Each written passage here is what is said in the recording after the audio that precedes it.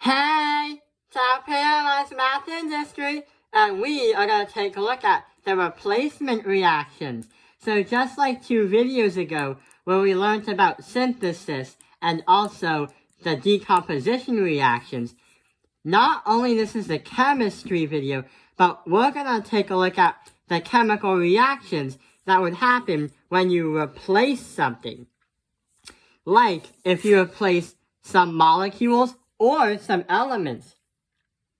So, here is some kind of chemical reaction. What we gotta do is find out what type of reaction it is.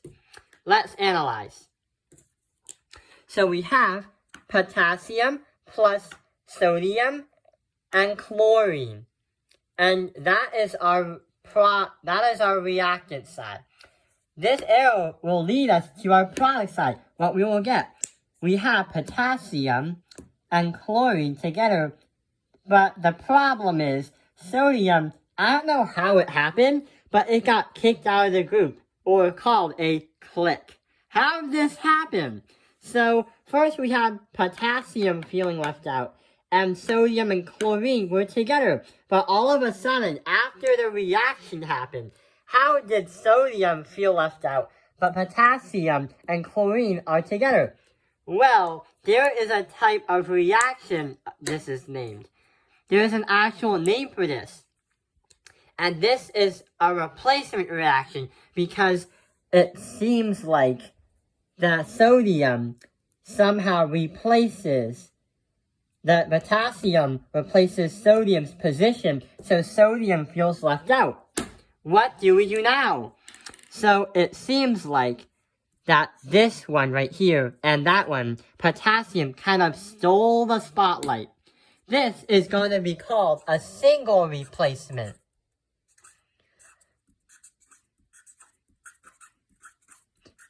Because it kind of self-explains that there was only one element that was taking over power from another element in terms of taking over a spot. Sodium was with chlorine then, but then now, potassium stole the spotlight, leaving sodium left out. There is a single replacement, because one element replaced the other. The only times that when a replacement happens, it's always going to be a metal element.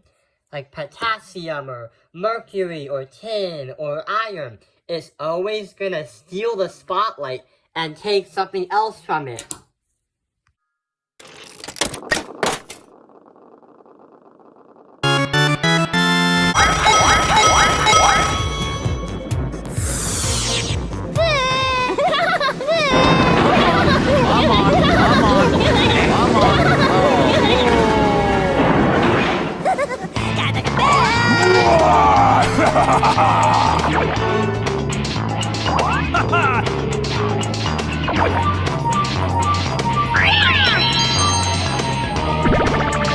So, what happens if we look at another replacement? What happens if we take a look at this replacement? So, let's analyze. We have magnesium, oxygen, plus 2 sodium chlorine, and that will give you magnesium, chlorine, plus sodium and oxygen.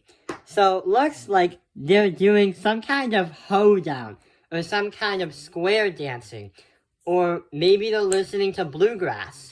The reason why is it seems like magnesium and oxygen were dancing together, but now it turns out sodium and oxygen are dancing together at the end.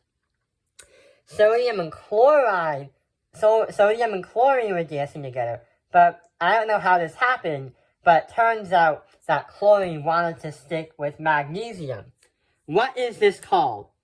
Well, we had magnesium and oxygen, and sodium and oxygen, and sodium and chlorine, and magnesium and chlorine. Yes, this is going to be called a double replacement.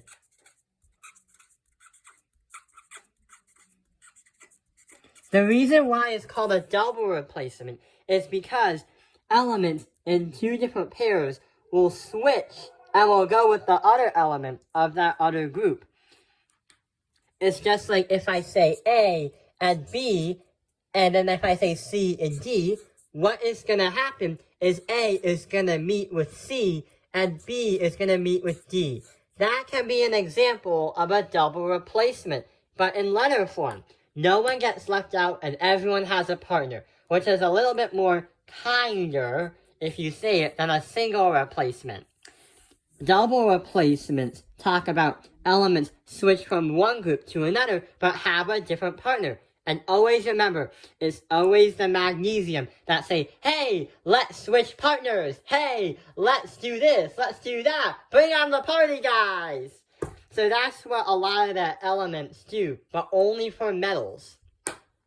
So let's give magnesium a round of applause.